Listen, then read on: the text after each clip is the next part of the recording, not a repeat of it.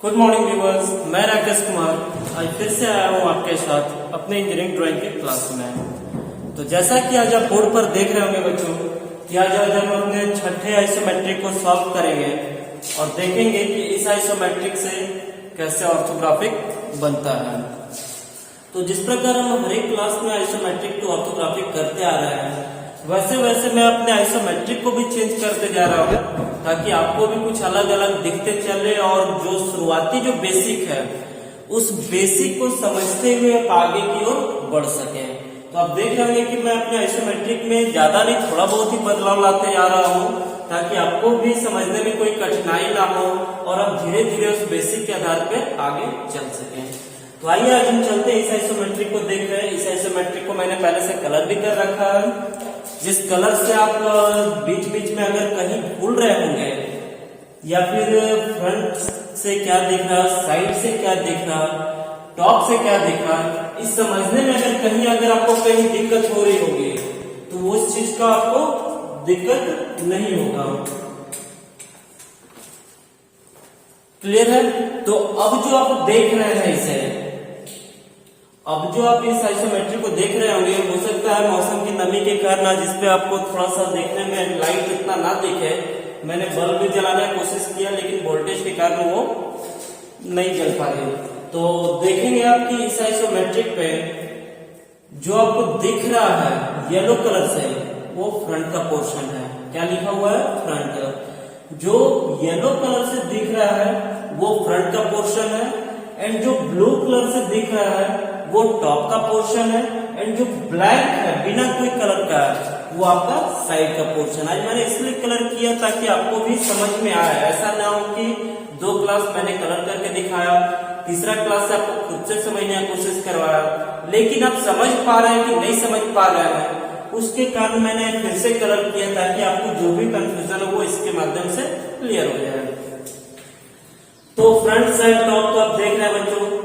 Dimension की हम बात करते हैं तो डायमेंशन आप देख रहे होंगे कि इसका टोटल लेंथ जो है कितना है 40 mm, विड्थ भी आपका 40 mm एंड हाइट भी टोटल 40 mm है। तो आप देखे होंगे कि अभी तक जो मैंने आपको आइसोमेट्रिक दिखाया था उसमें हमारा लेंथ भी एक जगह कंप्लीट लिखा हुआ होता था जिस प्रकार ये लिखा हुआ है, विड्थ भी एक जगह कंप्लीट लिखा हुआ होता था जिस प्रकार ये लिखा हुआ है एंड हाइट भी टोटल कंप्लीट लिखा हुआ होता था।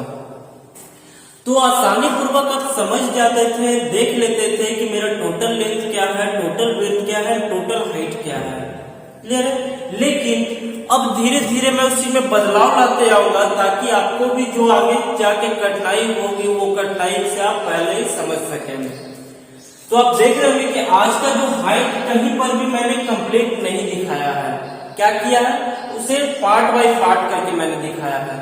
तो आपको उस सिचुएशन में भी आपको हाइट खुद से ही निकालना है कि आखिर टोटल मेरा हाइट क्या होगा, या फिर पार्ट बाय पार्ट करके लेंथ दिया हुआ तो टोटल लेंथ क्या होगा, या फिर उसी आधार पर विड्थ दिया हुआ तो टोटल विड्थ क्या होगा। तो आइए जो बात करते हैं, हम पहले शुरुआती 2 पार्ट में मैं किया हूं ताकि आपको समझ में आए। तो आप देख रहे होंगे कि हाइट जो भी होता है बच्चों, नीचे का पॉइंट से यहाँ तक का दूरी आप देख पा रहे होंगे 30 mm है एंड उसके बाद ये दूरी आप देख रहे होंगे 10 mm, यानी कि टोटल हाइट ये तो 40 mm मैंने बताया, लेकिन क्या ये आपको क्लियर हुआ? तो आप देखेंगे कि जब भी हम कोई हाइट लेते हैं, अगर हम किसी वस्तु का हाइट मापते हैं तो सिर्फ कौन से लाइन से मापते हैं? वर्टिकल लाइन से। हॉरिजॉन्टल लाइन से हाइट नहीं माप सकते हैं। इस चीज को तो समझिए आप कि जो भी हम हाइट मापते हैं वर्टिकल लाइन से मापते हैं, ना कि हॉरिजॉन्टल लाइन से। तो अगर हमें कहीं पर हाइट दिया हुआ हो पार्ट बाय पार्ट करके, तो नीचे स्टार्टिंग बॉटम से लेकर ऊपर टॉप तक में जो भी मेरा step by step vertical line आए, उस वर्टिकल लाइन को हम कैलकुलेट कर लेंगे, मेरा टोटल हाइट निकल आएगा। अब रही बात स्टेप बाय स्टेप, तो वो कैसा स्टेप चला जाए?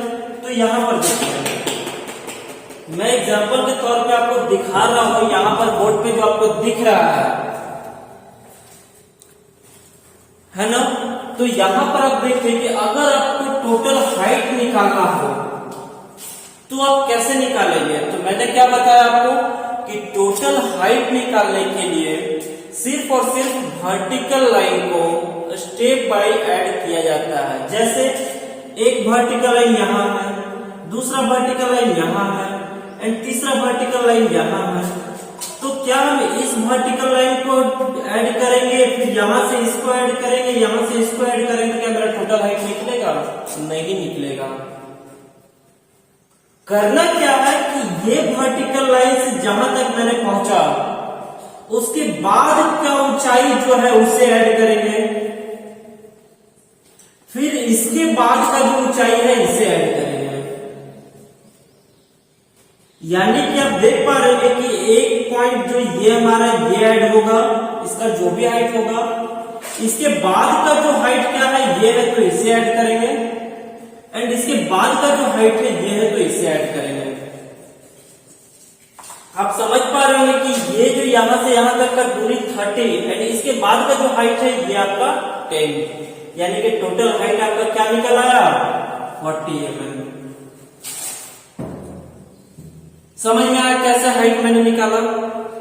तो अब आप एक साइड से देख लिए हैं कि टोटल हाइट आपका 40 mm निकल आया है। बाकी और आगे का डायमेंशन हम देखेंगे। यहां से यहां तक का दूरी आप देख रहे होंगे कितना दिया हुआ है? 20 mm। और यहां से यहां तक का डायमेंशन आपको नहीं दिख रहा है। क्या हो रहा है? नहीं दिख रहा। तो कैसे आप पता करेंगे कि ये पॉइंट से ये पॉइंट तक का दूरी हमारा क्या है? तो उस सिचुएशन में आप क्या करेंगे? जो टोटल आपका विड्थ दिया हुआ है उसे देखेंगे। यानी कि टोटल विड्थ 40 में से ये जब 20 हमारा निकाल दिया जाए तो हमारा बचेगा क्या? ये 20। समझ में आ रहा है कि ये डायमेंशन यहां से क्यों हटाया गया? ड्राइंग में कभी भी आप ध्यान दीजिएगा कि कभी भी दो डायमेंशन हमारा इक्वल नहीं होना चाहिए। कहने का मतलब है कि अगर मैं यहाँ पे कंप्लीट डायमेंशन दे दिया हूं जो कि 40 है, तो सेम 40 डायमेंशन आगे नहीं दिखना चाहिए विड्थ के लिए। समझ में आ रहा है? क्लियर समझिएगा। 40 तो आप ऐसे बोलेंगे यहाँ भी दिख रहा है, यहाँ भी दिख रहा है, आगे भी दिख रहा है 40, तो वो 40 की बात नहीं कर रहा हूं मैं। अगर 40 विड्थ को अगर इंडिकेट किया कि टोटल विड्थ का डायमेंशन अगर 40 है, तो आगे कैलकुलेट करके भी हमारा टोटल विड्थ का डायमेंशन 40 नहीं होना चाहिए। जैसे यहाँ पर ये 20 तो ये 20 और ये 20 40, ये चीज नहीं होना चाहिए।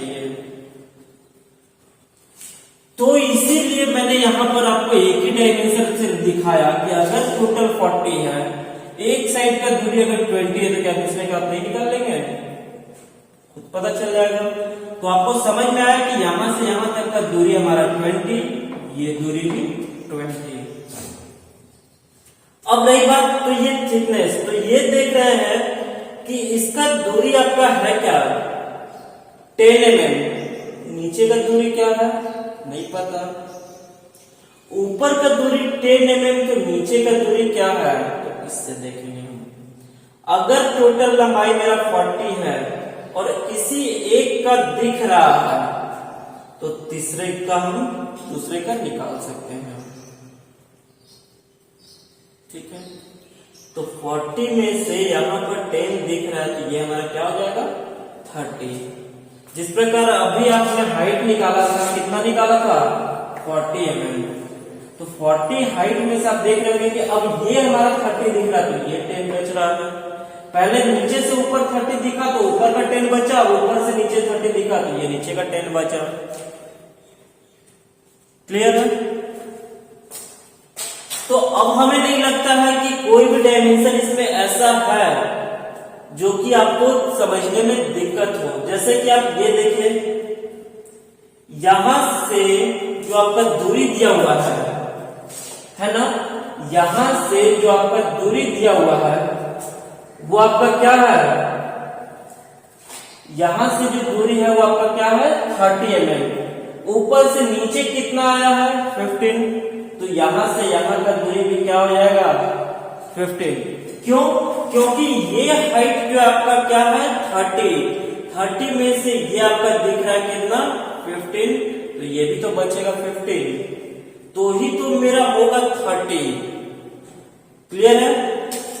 तो ये जब 15 है, ये जब 15 है,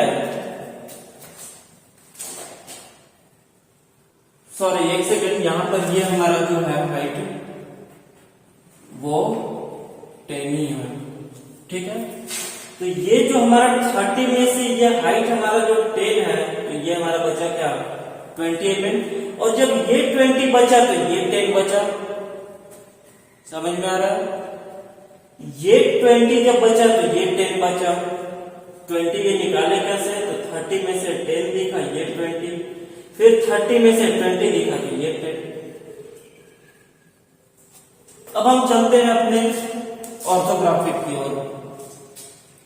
ऑर्थोग्राफिक की ओर अब हम जब जा रहे हैं तो हम देख रहे हैं कि फ्रंट जो है हमारा, किसी बच्चे ने कमेंट किया था कि सर फ्रंट हमारा लेफ्ट राइट कैसे पकड़ेंगे।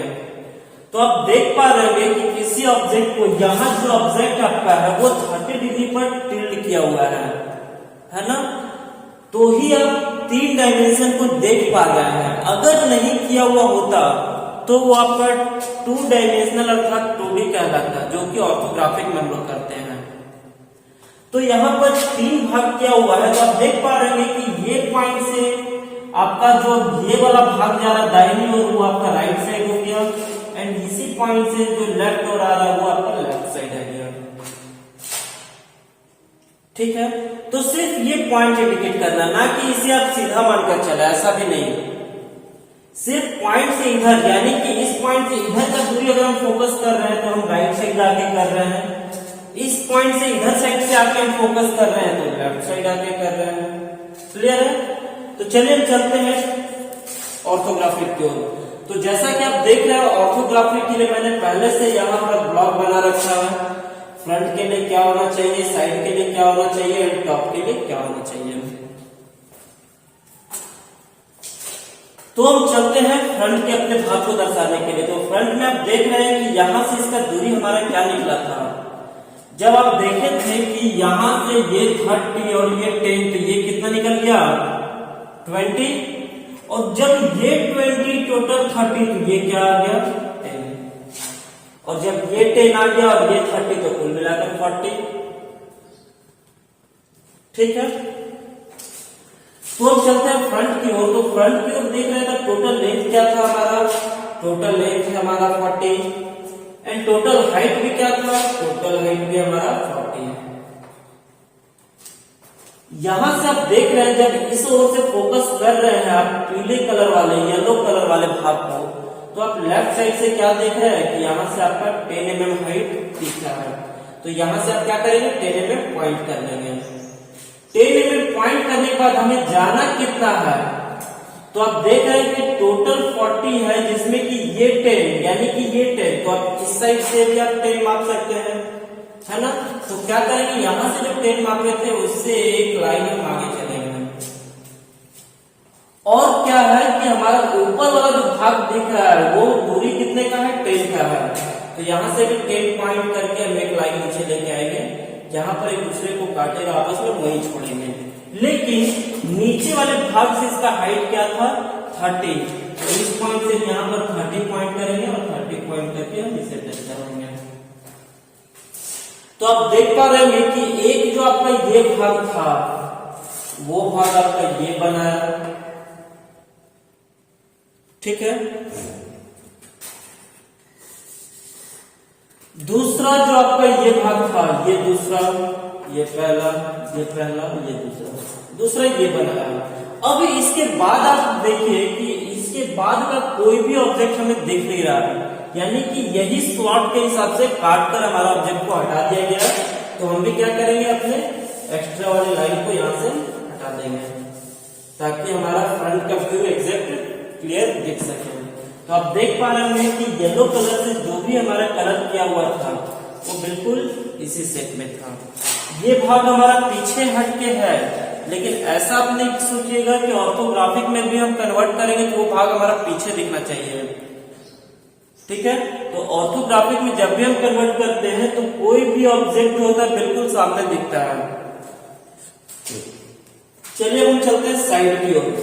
साइड की ओर जब हम आ रहे हैं तो साइड की ओर आप देख रहे होंगे कि ये दूरी हमारा क्या निकल आया था 10, ये हमारा 30, left side right side, breath हमारा 40 का, ब्रेथ हमारा 40, हाइट हमारा 40 का, हाइट हमारा 40, 10 mm का हाइट दोनों ओर से उठा हुआ है, लेफ्ट साइड से और राइट साइड से भी। तो आप फ्रंट में देख रहे होंगे कि 10 mm का काम किया हुआ था, तो इसी 10 mm को पॉइंट करके आप फॉलो कर सकते हैं।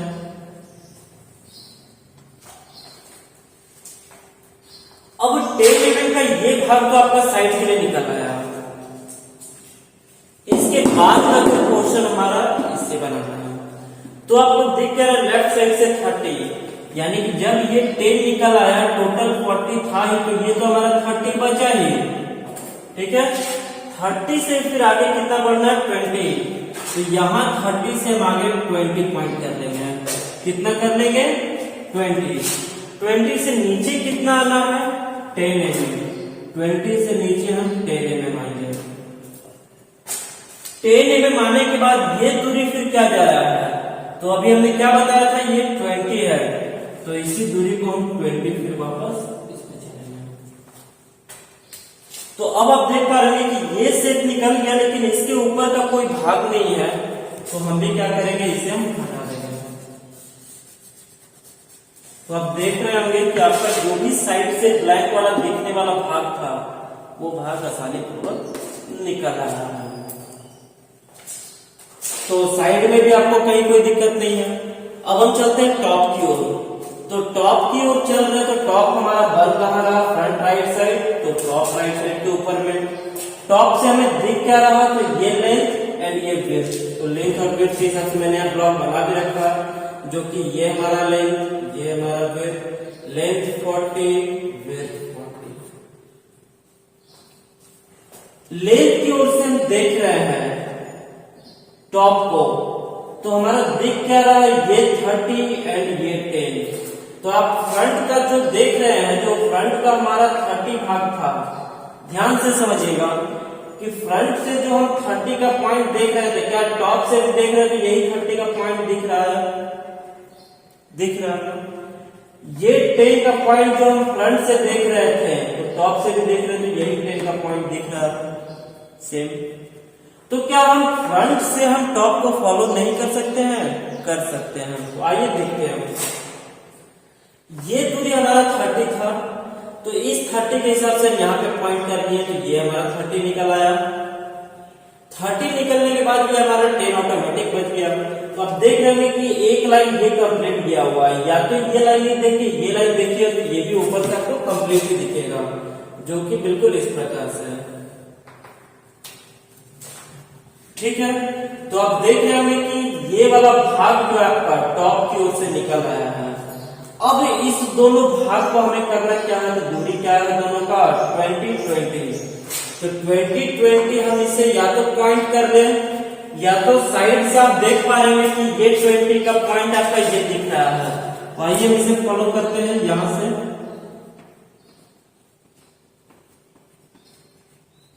और यही पॉइंट जाके हमारा इसे मिला देगा। तो आप देख भी पा रहे हैं कि साइड से जो हमारा कॉर्नर बन रहा था 20-20 का, ये 20 और ये बचा हुआ 20, टॉप से भी हमारा वही 20-20 दिख रहा है। तो क्या ये दोनों दूसरे को टैली कर रहा है या नहीं कर रहा है? तो इसके माध्यम से हम अपने ड्राइंग को चेक भी कर सकते हैं कि अगर कोई भी लाइन यहां से उठा है और वो लाइन अगर जाके टॉप में जाके नहीं टैली कर रहा है, तो या तो हमारा ड्राइंग गलत है, या तो हमारा वो लाइन दिया हुआ गलत है, ठीक है। तो यहाँ पर आप देख पा रहे होंगे कि साइड की ओर से आपका एक ही वर्टिकल लाइन उठा है, जो कि इस लाइन के, ये जो हमारा 45 डिग्री के एंगल पे जो लाइन दिया हुआ होता है, इस लाइन के बीचों बीच पॉइंट पर जहां पे टच करता है वहीं से इसे टर्न किया जाता है। अगर कोई लाइन यहां से आता है तो इसे इस लाइन में जहां पर टच करेगा वहां से इसे टर्न कर दिया जाएगा। समझ में आ रहा है? तो ठीक इसी प्रकार से हम अपने ड्राइंग को चेक भी करते हैं, और आप देख भी रहे होंगे कि जो मैं अलग अलग आइसोमेट्रिक ला रहा था वो आइसोमेट्रिक हम सॉल्व भी करके देख रहे हैं। तो आज जो मैंने सॉल्व किया इस आइसोमेट्रिक को देखते हुए, इसका कलर देखते हुए, तो आपको भी समझ में आया होगा। आप भी घर में बैठे प्रैक्टिस करते रहे और वीडियो देखते रहे। नेक्स्ट क्लास में मैं मिलता हूँ नेक्स्ट ड्राइंग के साथ। धन्यवाद।